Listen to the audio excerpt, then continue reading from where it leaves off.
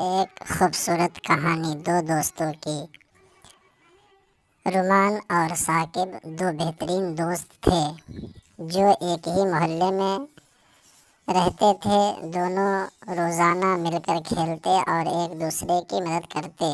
ایک دن رومان نے ثاقب سے کہا، چلو مسجد چلتے ہیں، نماز کا وقت ہو گیا ہے۔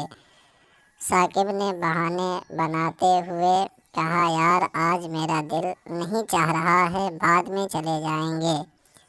رومان نے مسکراتے ہوئے کہا، ثاقب نماز ہماری زندگی کا سب سے اہم حصہ ہے، یہ ہمیں سکون دیتی ہے اور اللہ تعالیٰ کے قریب کرتی ہے۔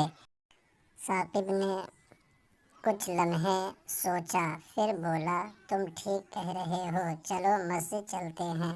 دونوں دوست مسجد گئے، وضو کیا اور امام صاحب کے پیچھے خشوع و خضوع سے نماز ادا کی۔ نماز کے بعد امام صاحب نے ایک خوبصورت حدیث سنائی۔